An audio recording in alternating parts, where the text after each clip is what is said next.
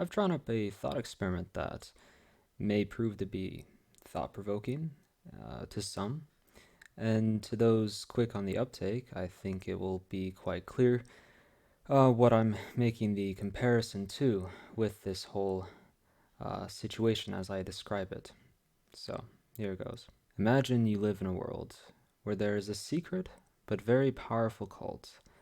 Let's call it the Cult of Performative Health, or CPH for short. Now, the CPH operates in all levels of society. Their members are basically impossible to detect. So far, the authorities have proven completely useless in their attempts to thwart the acts of the CPH because members of the CPH presumably work in police positions themselves. Contrary to what you might think, the CPH is not attempting world domination.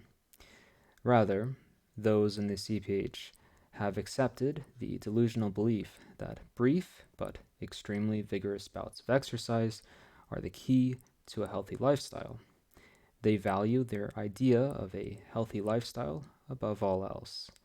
These bouts of exercise are not at all what personal trainers would normally recommend. They include stretching muscles beyond their healthy range of motion, aerobic activity to the point of collapse, and actions done to push heart rate to the upper limits for extended periods of time. All of this is done on people without their consent. The CPH regularly kidnaps people for 1 to 2 weeks at a time and subjects their victims to these unpleasantries. Thankfully, the CPH typically doesn't do repeat kidnappings, as they think that their so-called healthy habits have been properly instilled in their victims.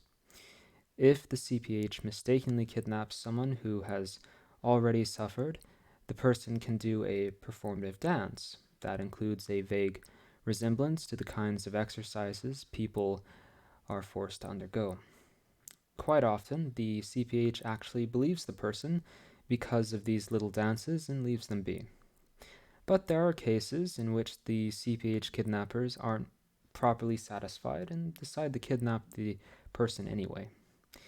This tends to happen more often to people just mimicking the dances of others who have actually been kidnapped. As might be expected, the conditions the CPH subjects people to does have negative effects on the health of their victims. Sometimes people have to be hospitalized after their kidnapping, and sometimes people who were already quite unhealthy to begin with, either due to age or underlying conditions, even die because of the actions of the CPH.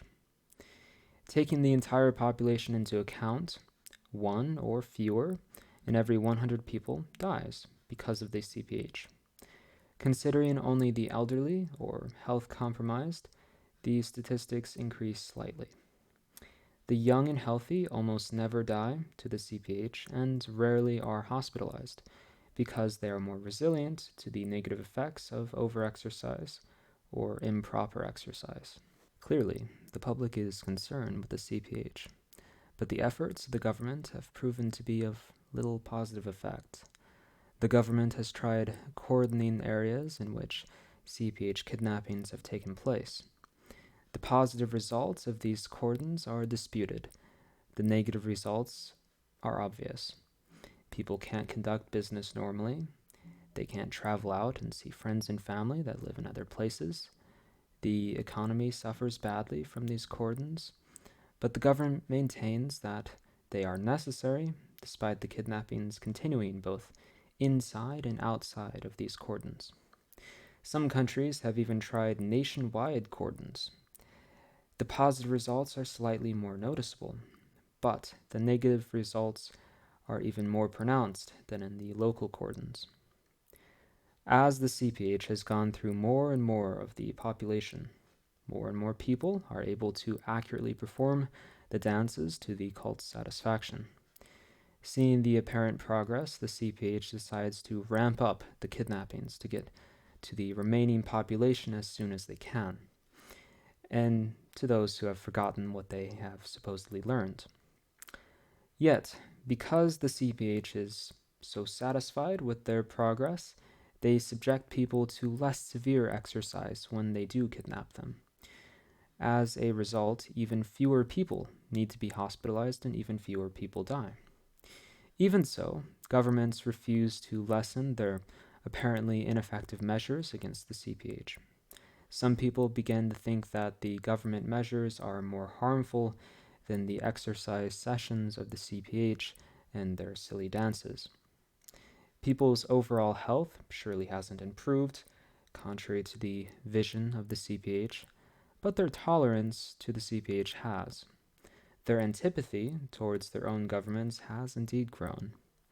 Many in society, however, begin to mock and shame those who choose not to perform the silly dances for the CPH. It has become commonplace for people to start doing the CPH dances even when not confronted by the CPH.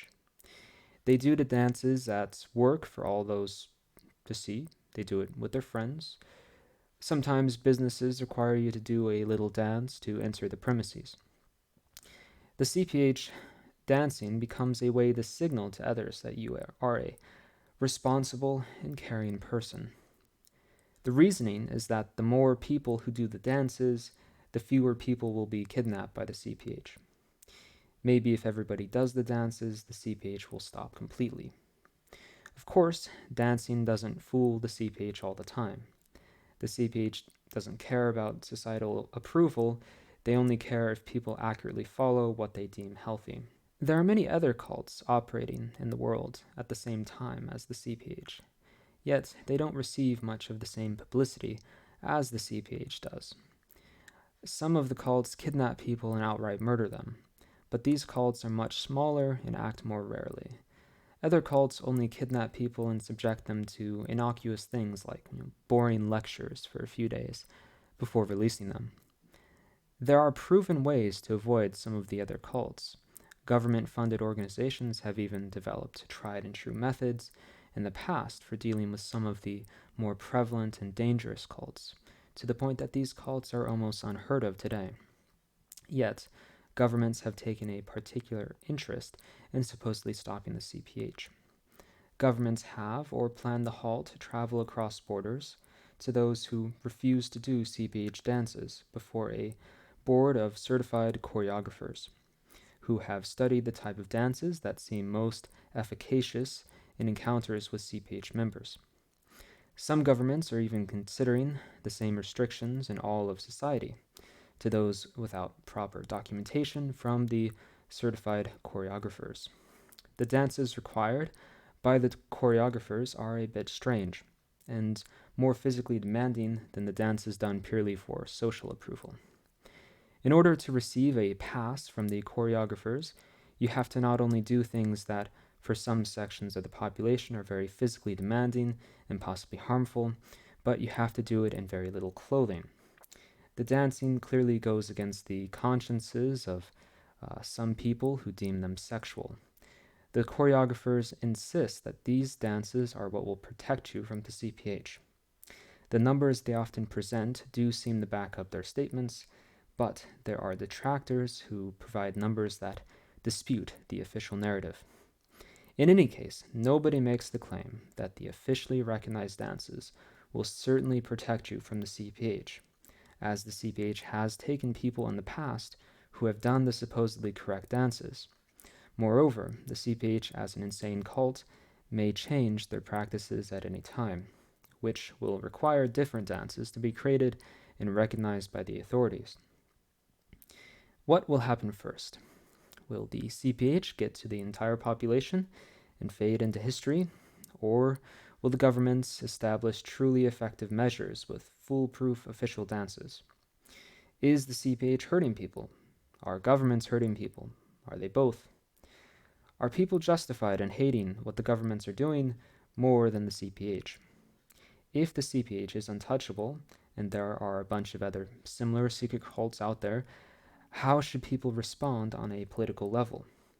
At what point should a person's bodily autonomy and personal freedoms be restricted to accommodate these cults? Thanks for listening. I'll see you next time.